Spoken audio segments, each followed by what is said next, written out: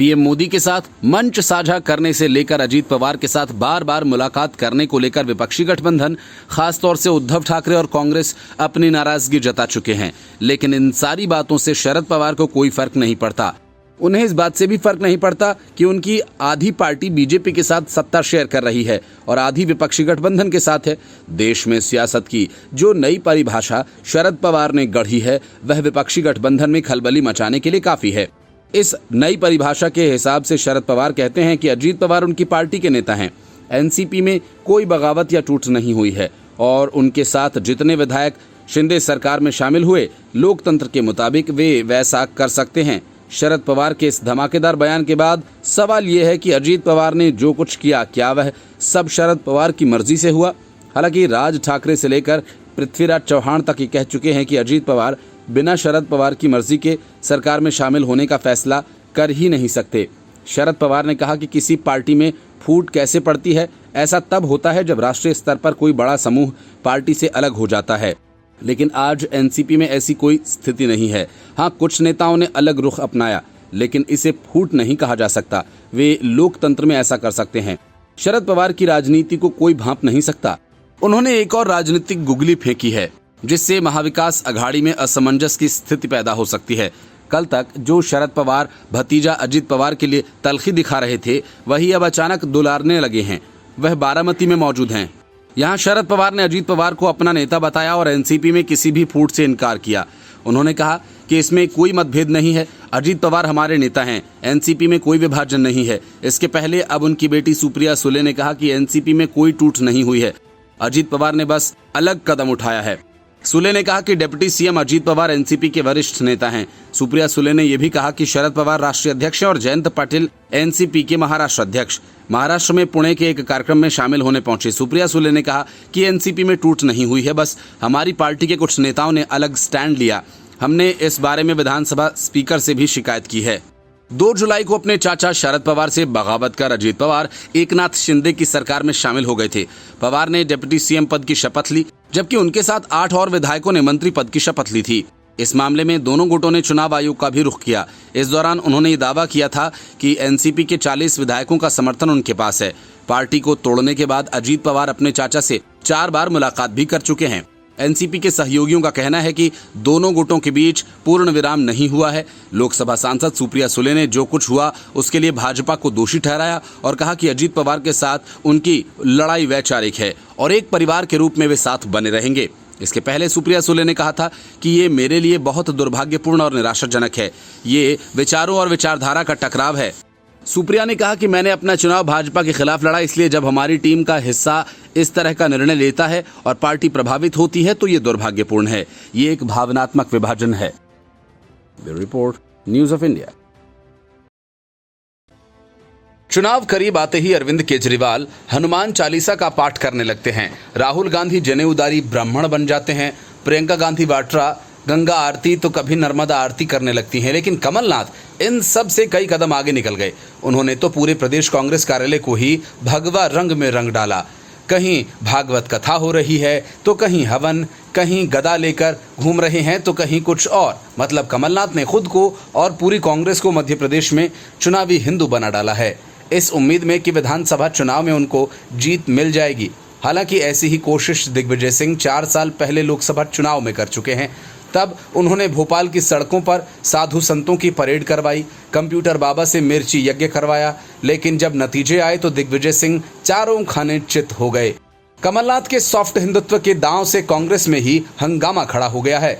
कमलनाथ ने कहा था कि भारत में जब 82% हिंदू आबादी है तो उसे हिंदू राष्ट्र बनाने की जरूरत क्या है।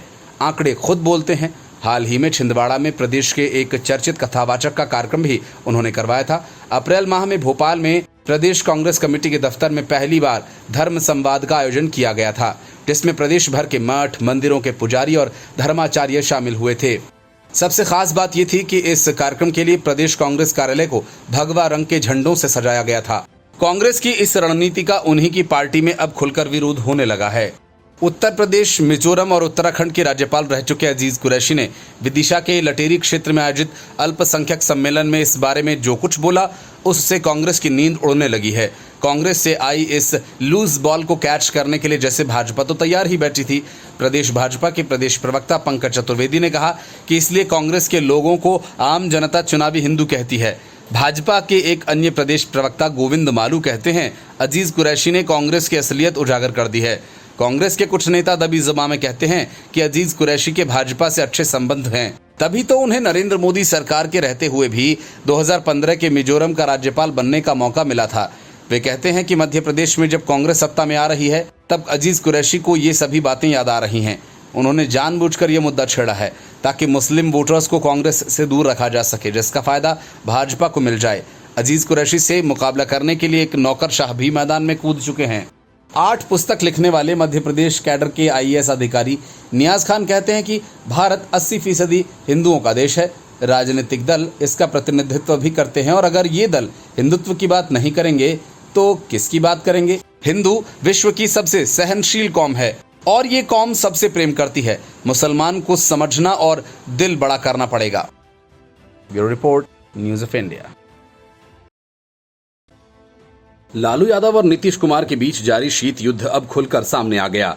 नीतीश कुमार विपक्षी गठबंधन का संयोजक बनने की तमन्ना पाले बैठे थे, लेकिन पहले कांग्रेस की तरफ से सूत्रों के हवाले से खबर दी गई कि राज्य के लिए अलग अलग संयोजक बनाए जाएंगे। उसके बाद लालू यादव ने हाल ही में ये कहकर धमाका कर दिया कि कुछ राज्यों को मिलाकर कई समूह बनाए जाएंगे और उसके अलग अलग संयोजक चुने जाएंगे। असल में कांग्रेस की रणनीति गठबंधन के अध्यक्ष पद पर अपना वर्चस्व कायम रखना है और एक तरह से जब लालू यादव ने कांग्रेस की बात को आगे ही बढ़ाया, यही वजह है कि जब पिछले दिनों नीतीश कुमार दिल्ली आए तो उन्हें मौका मिलने का वक्त न तो कांग्रेस की तरफ से मिला और न ही केजरीवाल की तरफ से। नीतीश कुमार को अपनी रथ यात्रा स्थगित करके लौट जाना पड़ा। अब नीतीश कुमार ने लालू यादव के बयान के उलट बयान देकर सबको चौंका दिया। उन्होंने कहा कि इसके बारे में बैठक में फैसला होगा, जिसके बाद सभी को जानकारी दे दी जाएगी। सीएम नीतीश के इस बयान के बाद अटकलें लगाई जा रही हैं कि विपक्षी गठबंधन में कई नहीं बल्कि एक ही संयोजक होगा। हालांकि पिछले दिनों लालू प्रसाद यादव ने राज्यों के आधार पर अलग अलग संयोजक बनाने के संकेत दिए थे, लेकिन नीतीश कुमार ने पटना में बीपी मंडल को श्रद्धांजलि देने के बाद कहा कि 31 अगस्त को सभी विपक्षी दलों के नेता बैठक में शामिल होने मुंबई जाएंगे। वहां 1 सितंबर को गठबंधन की बैठक होगी। लंबे समय से नीतीश कुमार के विपक्षी गठबंधन का संयोजक बनाए जाने की अटकलें लगाई जा रही हैं। पिछले दिनों आरजेडी सुप्रीमो लालू यादव से गठबंधन के संयोजक को लेकर सवाल किया गया था। उन्होंने सीएम नीतीश का नाम तो नहीं लिया, लेकिन ये जरूर कहा कि कुछ राज्यों को मिलाकर अलग अलग ग्रुप के संयोजक बनाए जा सकते हैं। फिर ये कयास लगाए जाने लगे कि विपक्षी गठबंधन में 1 से ज्यादा संयोजक होंगे। हालांकि इस पर अंतिम फैसला रक्षाबंधन के बाद मुंबई में होने वाली विपक्षी दलों की बैठक में होगा। Bureau report, news of India. स्वास्थ्य का हवाला देकर जमानत पर बाहर आए लालू यादव के फिर से अंदर जाने का टाइम करीब आ रहा है। वजह ये कि वे देश भर में घूम घूम कर सियासत कर रहे हैं, मुर्ग मुसल्लम उड़ा रहे हैं, बैडमिंटन खेल रहे हैं, लेकिन वापस जेल जाने पर वे ऑपरेशन का बहाना बना रहे हैं। इसी वजह से सीबीआई ने उनकी जमानत को निरस्त करने की अर्जी सुप्रीम कोर्ट में लगाई। इस मामले में सर्वोच्च अदालत में सुनवाई हुई, जिसमें आरजेडी सुप्रीमो की ओर से वरिष्ठ वकील कपिल सिब्बल शामिल हुए। उन्होंने कोर्ट में सुनवाई के दौरान सीबीआई की याचिका पर कहा कि लालू यादव की किडनी ट्रांसप्लांट हुई है, इसके बावजूद वो चाहते हैं कि उन्हें जेल भेजा जाए। हालांकि कपिल सिब्बल के इतना कहते ही additional solicitor general Surya Prakash वीराजू ने उन्हें घेर लिया। उन्होंने कहा कि लालू यादव का किडनी ट्रांसप्लांट हुआ है, लेकिन वो बैडमिंटन खेल रहे हैं। एएसजी राजू ने कहा कि लालू यादव को सजा के बाद जमानत मिली है, मैं दिखाऊंगा कि कैसे ऑर्डर पूरी तरह से खराब है। लालू यादव के केस में सुनवाई के दौरान जस्टिस बोपन्ना ने सवाल उठाए। उन्होंने कहा कि इसे आज क्यों सूची में शामिल किया गया, देर रात ही ये आया है। एएसजी एसवी राजू ने कहा कि मैंने चीफ जस्टिस के सामने उल्लेख किया है, गुरुवार शाम तक इसे फिर से सूचीबद्ध नहीं किया गया था, आखिरकार इसे लिस्ट किया गया। जस्टिस बोपन्ना ने आगे कहा कि इसे आगे फिर दिन में सुनेंगे। इससे पहले लालू यादव की जमानत को सुप्रीम कोर्ट में सीबीआई ने चैलेंज किया है। चारा घोटाला मामले में लालू यादव झारखंड हाईकोर्ट से जमानत पर बाहर हैं। सीबीआई ने इस जमानत को रद्द करने की मांग की है। सुप्रीम कोर्ट में इसी से जुड़ी सुनवाई चल रही है। दिल्ली से लौटे तेजस्वी यादव ने इस मामले पर कहा कि कोई फर्क नहीं पड़ता, हम लोग डरने या झुकने वाले लोग नहीं हैं। कितने बार हमें तंग किया जाता है। तेजस्वी यादव ने कहा कि बीजेपी के लोगों ने अति कर दी है। कई बार जो बीजेपी के नेता हमसे मिलते हैं वे कहते हैं कि इन सब से कुछ होने वाला नहीं है। छत्तीसगढ़ में, झारखंड में क्या हो रहा है, वो ऑपरेशन यहाँ भी चल रहा है। तेजस्वी यादव ने कहा कि हम लोगों को पहले से ही पता था ये सब काम होगा, लेकिन इससे कोई फायदा नहीं होगा। ज्यादा से ज्यादा लोग केस बना सकते हैं। उन्होंने कहा कि 2017 में जो बेनामी कहता था वह बेनामी हम लोग जीत गए। हमें न्यायालय पर भरोसा है, न्याय होगा। Bureau report, news of India. Gujarat university के खिलाफ आपत्तिजनक टिप्पणी करना अरविंद केजरीवाल और संजय सिंह को काफी महंगा पड़ने वाला है। हालांकि खुद के बचाने के लिए केजरीवाल और संजय सिंह सुप्रीम कोर्ट पहुंच गए, लेकिन सुप्रीम कोर्ट जाने का अभिषेक मनु सिंघवी का दांव उल्टा पड़ गया और कोर्ट ने केजरीवाल और संजय सिंह को ये कहकर उनकी याचिका खारिज कर दी।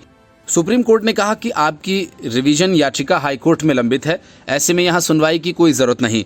मामले में केजरीवाल को निचली अदालत ने समन जारी किया है। दरअसल यूनिवर्सिटी ने अपने खिलाफ बयान को लेकर केजरीवाल के खिलाफ मानहानि का केस दर्ज किया। हाईकोर्ट में आम आदमी पार्टी के राष्ट्रीय संयोजक केजरीवाल का पक्ष रख रहे अभिषेक मनु सिंघवी ने दलील दी कि समन आदेश गलत तरीके से जारी किया गया है। गुजरात यूनिवर्सिटी की तरफ से पेश हुए solicitor general of India Tushar Mehta ने कहा, केजरीवाल द्वारा की गई टिप्पणी सही नहीं है। जस्टिस संजीव खन्ना की अध्यक्षता वाली बेंच ने अपील खारिज करते हुए कहा कि 29 अगस्त को हाईकोर्ट में सुनवाई तय है। हाईकोर्ट इस मामले पर सुनवाई कर अपना निर्णय लेगा। केजरीवाल के वकील अभिषेक मनु सिंघवी ने कहा कि समन ऑर्डर सही नहीं था। जब हमने समन ऑर्डर को सेशन में चुनौती दी थी, इसी बीच निचली अदालत ने 31 अगस्त को तारीख सुनवाई के लिए तय कर दी थी। जस्टिस खन्ना ने कहा कि जब आरोपी कोर्ट में पेश होगा तो अपनी सभी बात अदालत में रख सकता है। जस्टिस खन्ना ने कहा कि आरोपी को कटघरे में जाने दीजिए, अपनी बात वहां कहने दीजिए। गुजरात यूनिवर्सिटी की तरफ से पेश तुषार मेहता ने कहा कि समन आदेश बिल्कुल सही और सीक्वेंस में है। समन के बाद केजरीवाल ने ट्रायल कोर्ट में अर्जी दाखिल की। उन्होंने कहा कि केजरीवाल की तरफ से प्रक्रिया का गलत इस्तेमाल किया गया, जिस पर कोर्ट को ध्यान देना चाहिए। गुजरात यूनिवर्सिटी के केस में केजरीवाल को राहत नहीं मिलने से हाईकोर्ट में 29 अगस्त को होने वाली सुनवाई काफी अहम हो गई है। हाईकोर्ट से अगर राहत नहीं मिली तो इस मामले पर केजरीवाल की मुश्किलें बढ़ सकती हैं। केजरीवाल और संजय सिंह को अहमदाबाद की मेट्रोपॉलिटन कोर्ट में मानहानि केस में समन जारी किया गया था और दोनों नेताओं ने कुछ कारणों का हवाला देकर व्यक्तिगत पेशी से छूट ले ली थी। मेट्रोपॉलिटन कोर्ट में गुजरात यूनिवर्सिटी ने पिछली सुनवाई में वारंट जारी करने की मांग की थी। कोर्ट ने 31 अगस्त की तारीख सुनवाई के लिए निर्धारित की है। इस मामले में अरविंद केजरीवाल के अलावा आम आदमी पार्टी के राज्यसभा सांसद संजय सिंह आरोपी हैं। Bureau report, news of India.